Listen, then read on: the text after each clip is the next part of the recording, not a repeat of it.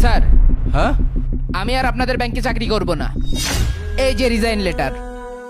Resign letter? কেন? চাকরি করবে না কেন? স্যার, যে ব্যাংকে ধনী গরিবের বৈষম্য করা হয় সেই ব্যাংকে অন্তত আমি চাকরি করব না। এসব বলার মানে কি? তুমি আমাদের ব্যাংকের সব থেকে বেস্ট এমপ্লয়, আর তুমি যদি চাকরিটা না করো তাহলে আমাদের ব্যাংকের অনেক বড় লস হয়ে যাবে।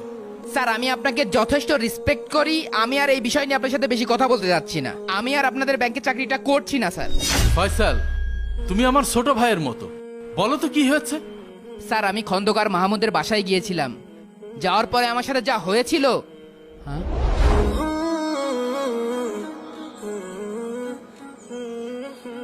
সারপ্রাইজ।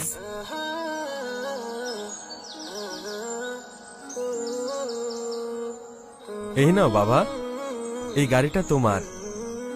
কি এত সুন্দর গাড়ি? হ্যাঁ বাবা, এই গাড়িটা 30 লক্ষ টাকা নিয়েছে। স্যার আসসালামু আলাইকুম স্যার। ওয়ালাইকুম আসসালাম। আপনারা কে? স্যার, আমরা ব্যাংক থেকে আসছি স্যার। স্যার, ব্যাংকে আপনাদের বড় অ্যামাউন্টের একটা লোন নিয়ে আসছিল স্যার। সেই লোনটা সুদে আসলে 1,10,00,000 টাকায় দাঁড়িয়েছে স্যার। স্যার, ব্যাংক থেকে আপনাকে 5 বার নোটিশ দিয়েছে, আপনি দেখা করেননি স্যার। স্যার, ফাইনালি বিষয়টা কোর্ট পর্যন্ত চলে গেছে। কোর্ট থেকে আপনাকে একবার নোটিশ দিয়েছে, আপনি কোনো রেসপন্স করেননি। আপনি দেখছেন এখানে একটা ফ্যামিলি ইভেন্ট চলছে, আমার ছেলে আমাকে একটা গাড়ি উপহার দিচ্ছে, আর আপনি এর ভিতরে লোনের কথা নিয়ে আসছেন। আমি সময় করে ব্যাংকে যাব, সমস্যা কোথায়? শেট, আমার এত সুন্দর একটা মোমেন্ট আপনারা কিভাবে নষ্ট করে দিতে পারলেন? শেট ম্যান। Sorry sir.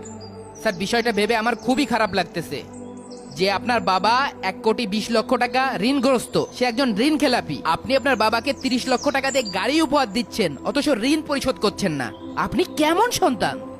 এই, আপনি কি বলছেন আপনি বুঝতে পারছেন? ঋণ নিয়েছে আমার বাবা, আমি তাকে গাড়ি গিফট করব নাকি ঋণ পরিশোধ করব সেটা আমার ব্যাপার। আপনি আমাকে ইনসাল্ট করার কে? স্যার, আপনার বাবা ঋণ খেলাপি করার কারণে হেড অফিস থেকে ব্যাংকের উপর অনেক চাপ দিচ্ছে স্যার। সেই চাপ কিন্তু স্যার আমাদের দুইজনের উপর আসছে। স্যার, আপনি যে এত বড় বড় কথা বলছেন, আপনার বাবা তো লোন নিয়েছে 4 বছর আগে, তা পরিশোধ করে না কেন? আর সেটা সুদে আসলে বেড়ে 1,10,00,000 টাকায় দাঁড়িয়েছে স্যার। স্যার, এই টাকাটা কি ব্যাংকের টাকা নাকি? এটা তো সাধারণ জনগণের টাকা। আপনারা এমন করছেন কেন? এই শোনেন, চাকরি করতে গেলে এরকম একটু ঝামেলায় পড়তেই হবে। বিষয়টা আদালত পর্যন্ত গেছে না? আপনি আমার উকিলের সাথে কথা বলেন। না না না না স্যার, আপনি ঋণ খেলাপি করে এইভাবে বিলাসিতা করবেন, এটা মেনে নেওয়া যায় না স্যার। স্যার, আপনাকে আমাদের সাথে যেতে হবে। চলেন স্যার। হ্যাঁ, উনি কিন্তু এলাকার প্রভাবশালী ব্যক্তি, ওনাকে এভাবে ধরে নিয়ে যাওয়া ঠিক হবে না। এতে আমাদের চাকরিরও সমস্যা হতে পারে। একটু ভাবনা চিন্তা করে বিষয়টা ম্যানেজ করতে হবে স্যার। দেখেন, সিন ক্রিয়েট করবেন না। আপনার কথা থাকলে আমার উকিলের সাথে কথা বলেন।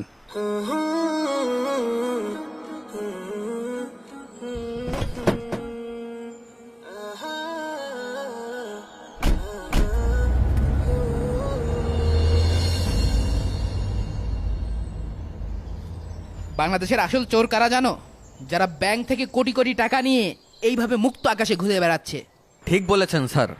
এই গ্রামে প্রায় 11 থেকে 12 জন কৃষক লোন নিয়ে টাকা পরিশোধ করছে না। হেড অফিস থেকে আমাদের উপর চাপ দিচ্ছে।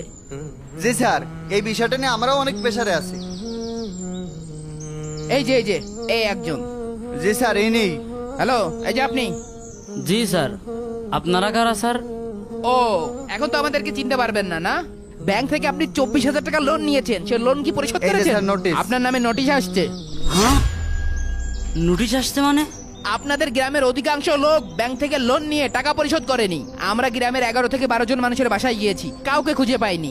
আপনারা লোন পরিশোধ করতে পারছেন না, সে চাপ তো আমার উপর পড়ছে। আমাকে অফিস থেকে মাঠ পর্যন্ত আসা লাগলো, আপনাদের গ্রামের কাউকে খুঁজে পাওয়া যাচ্ছে না। স্যার, আমার তো ধান উঠার পরে টাকা দেওয়ার কথা ছিল স্যার।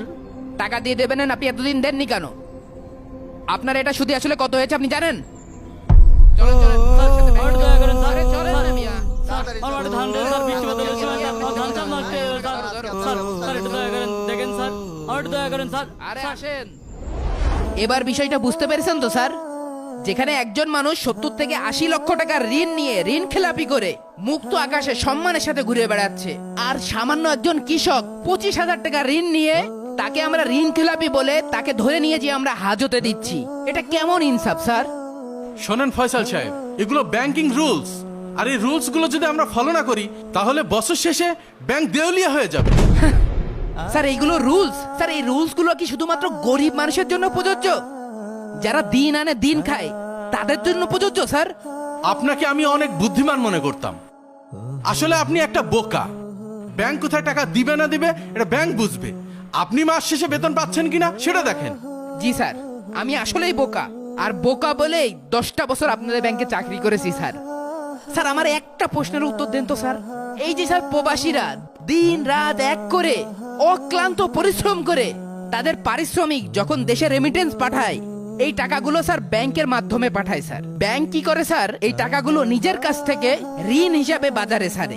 স্যার আমার কথা হচ্ছে স্যার, প্রবাসীদের কষ্টের টাকা আপনি ঋণ হিসেবে মার্কেটে ছাড়তে পারেন স্যার? এটা কি স্যার আমাদের কাছে আমানত ছিল না স্যার? চাকরি করবেন না ভালো কথা, কিন্তু আপনি 10টি বছর যে ব্যাংকে নুন খেলেন, আপনি কিভাবে সে ব্যাংকের বিরুদ্ধে কথা বলেন? আপনি একটা নেমো খারাপ। স্যার আপনার কথা শুনে আমাদের গ্রামের এক দাদার কথা মনে পড়ে গেল স্যার। কি জীবন গড়িলাম যার 16 আনাই বৃথা। মানে আপনি কি বলতে চাচ্ছেন?